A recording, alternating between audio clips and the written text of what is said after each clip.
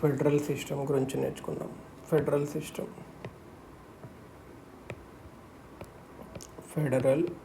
System గురించి నేర్చుకుంటే మనకి ఏంటంటే ఇప్పుడు యాక్చువల్గా ఎలాంటి గవర్నమెంట్స్ ఉంటాయంటే యూనిటరీ గవర్నమెంట్స్కి ఇంకా ఫెడరల్ గవర్నమెంట్ ఉంటాయి.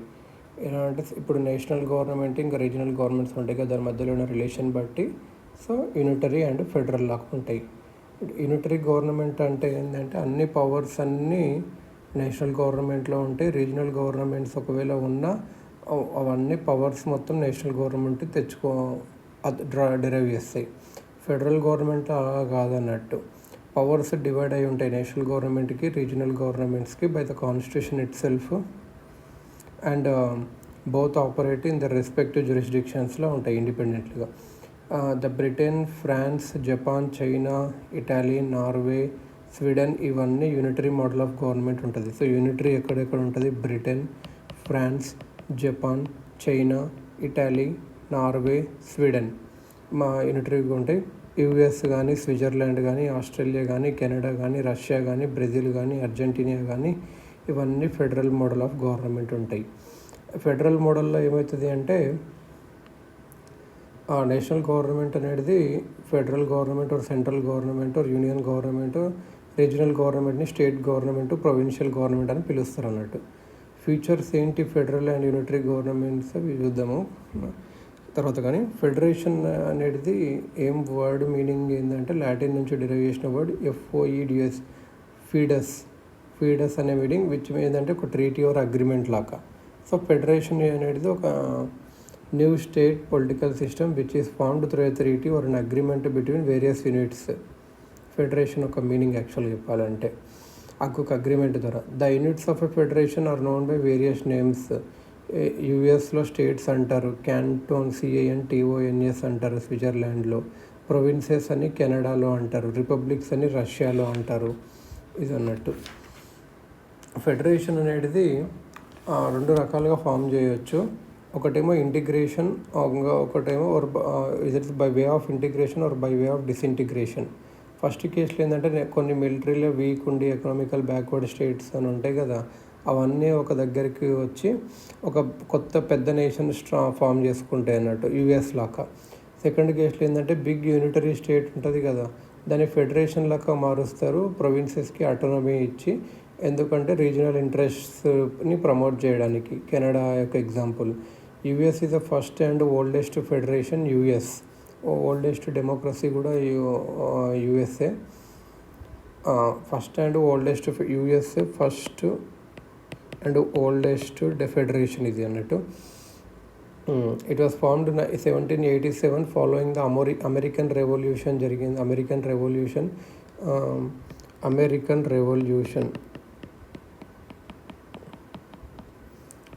1775 to 83, 1787. It comprises 50 states and is taken as the model of federation. The Canadian Federation, comprising 10 provinces, is also quite old. Constitution of India అనేది ఫెడరల్ గవర్నమెంట్ ఉండాలని చెప్పింది. ఫెడరల్ సిస్టమ్ ఆఫ్ గవర్నమెంట్ కంట్రీలో framers adapted federal system. ఎందుకు అంటే మన country చాలా పెద్దది, ఇంకా డైవర్సిటీ ఎక్కువ సోషల్గా, కల్చరల్గా. సో ఫెడరల్ సిస్టమే మనకు ఎఫిషియెంట్ గవర్నెన్స్ ఉంటుంది కంట్రీలో అని అట్లా చేశారన్నట్టు. ఇంకా నేషనల్ యూనిటీ కూడా సాధ్యమవుతుంది రీజనల్ ఆటోనమీతోనూ అని చెప్పి. ఫెడరేషన్ అనే దానికి ఎక్కడ కాన్స్టిట్యూషన్లో మెన్షన్ చేయలేదు. ఇన్స్టెడ్ ఆర్టికల్ 1లో ఏముంటుంది అంటే యూనియన్ ఆఫ్ స్టేట్స్ అనే వర్డ్ ఉంటుంది. అంబేద్కర్ ప్రకారం యూనియన్ ఆఫ్ స్టేట్స్ వర్డ్ వాడారు ఫెడరేషన్ ఆఫ్ స్టేట్స్ కన్నా. ఎందుకు అంటే ఇండియన్ ఫెడరేషన్ అనేది ఒక అగ్రిమెంట్ ద్వారా వచ్చింది కాదు. అమెరికా ఎలా అయితే ఒక అగ్రిమెంట్ వచ్చిందో, అమెరికన్ ఫెడరేషన్ ఒక అగ్రిమెంట్ ద్వారా వచ్చిందో, ఇక్కడ స్టేట్స్కి రైట్ లేదు మన ఇండియా నుంచి సీడ్ అవ్వడానికి. SCCED అంటే సపరేట్ అవ్వడానికి రైట్ లేదు. The federation is union because it is indestructible. The federation is union because it is indestructible.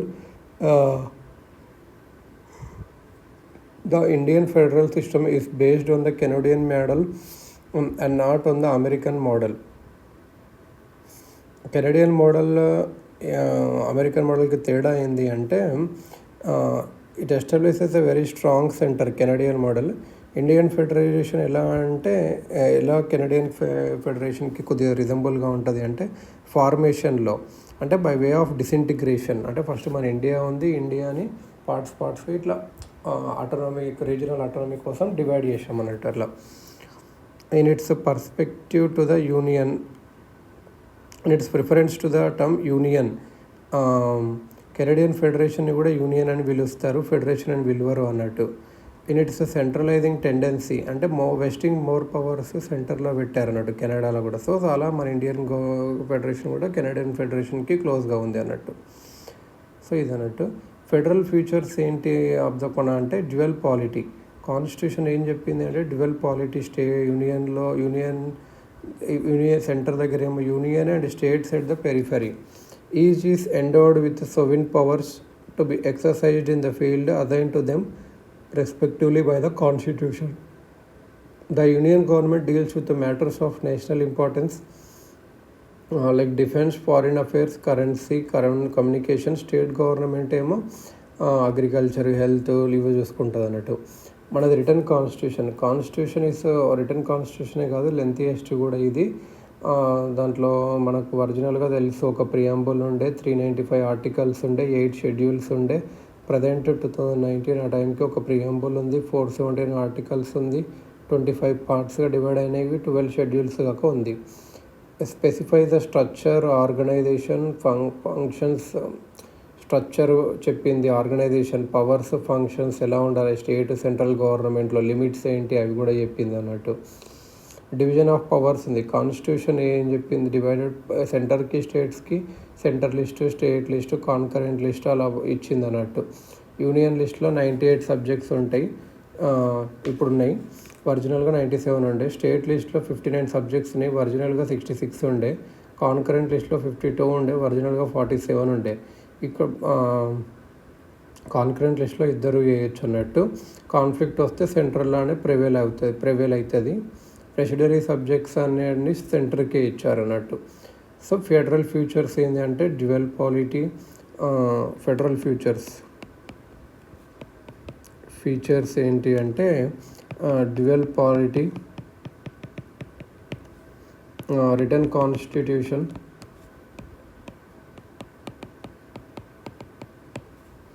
Division of powers, supremacy of constitution,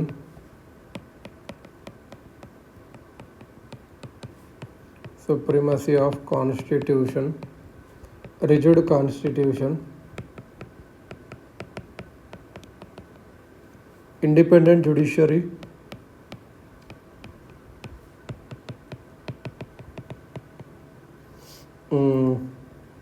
bicameralism,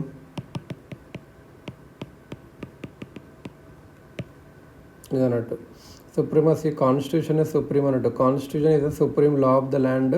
the laws enacted by the centre and the states must confirm to its provisions, otherwise they can be declared invalid by the supreme court or the high courts through their power of judicial review. ఇదన్నట్టు. Organs of government at both levels, so with జ్యురిస్డిక్షన్లోనే పనిచేయాలి, constitution చెప్పిన జ్యురిస్డిక్షన్లో. Rigid అన్నట్టు మన constitution. Division of powers, division of powers ఏవైతే మన constitution ఇంకా సుప్రీమసీ ఆఫ్ కాన్స్టిట్యూషన్ వచ్చిందనుకో అది ఎట్లా మెయింటైన్ చేయాలంటే అమెండ్మెంట్ అనేది రిజిడ్గా ఉంటేనే అవుతుంది. Constitution is rigid to the, ఎలాంటి రిజిడ్ ఉందంటే provisions which are concerned with the federal structure can be amended only by the joint action of the central and state governments. Such provisions is required for their amendment or a special majority of parliament and also an approval of half of the state legislatures. Independent judiciary. Constitution అనేది ఒక independent judiciary పెట్టింది supreme court head for రెండు purpose. ఎందుకంటే supremacy of కాన్స్టిట్యూషన్ని protect చేయడానికి judicial review ద్వారా, ఇంకోటి disputes between states and centres or between states maintain చేయడానికి, డిస్ప్యూట్స్ ఏమైనా సాల్వ్ చేయడానికి. కాన్స్టిట్యూషన్ అనేది కొన్ని మీద సెక్యూరిటీ ఆఫ్ టెన్యూర్ ఇచ్చింది జడ్జెస్కి, ఫిక్స్డ్ సర్వీస్ కండిషన్స్ అలా ఇచ్చింది అన్నట్టు. బై క్యామరలిజం అన్నట్టు. ఇక్కడ రాజ్యసభ అనేది represents the states of Indian federation, while the Lok Sabha represents the people of India as a whole. Rajya Sabha is required to maintain the federal equilibrium by protecting the interests of the state against the undue interference of the center.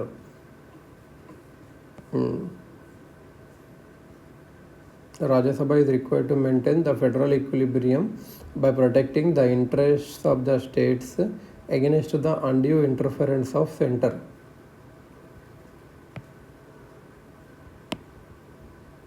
ఇదన్నట్టుగా unitary features ఏంటి, మన కాన్స్టిట్యూషన్లో ఉన్న unitary features ఏంటి అంటే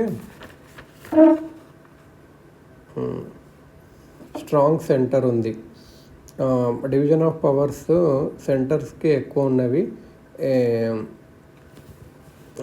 federation యాంగిల్లో ఆయన firstly union లిస్ట్లో మోర్ సబ్జెక్ట్స్ ఉన్నాయి స్టేట్ లిస్ట్ కన్నా. సెకండ్గా ఏంటంటే ఇంపార్టెంట్ సబ్జెక్ట్స్ కానీ యూనియన్ లిస్ట్లో వచ్చిండ్రు. సెంటర్కి ఓవర్ రైడింగ్ అథారిటీ కూడా ఉంది కాన్కరెంట్ లిస్ట్లో. రెసిడ్యూరీ పవర్స్ కూడా వాళ్ళకే ఇచ్చారు. యూఎస్లో అలా కాదు, రెసిడ్యూరీ పవర్స్ స్టేట్స్కి ఇచ్చారు. That the constitution has made centre strong. States non destructible. వేరే ఫెడరేషన్లో ఏమైందంటే స్టేట్స్ డిస్ట్రక్టెడ్, వేరే ఫెడరేషన్లో కాకుండా మన దాంట్లో ఏంటంటే స్టేట్స్కి మనం సపరేట్ అయ్యే రైట్ లేదు అన్నట్టు. నో రైట్ టు టెరిటోరియల్ ఇంటిగ్రిటీకి లేదు స్టేట్స్కి. Parliament can by unilaterally action change the area boundaries or name of a parliament మాత్రమే మార్చొచ్చు అన్నట్టు.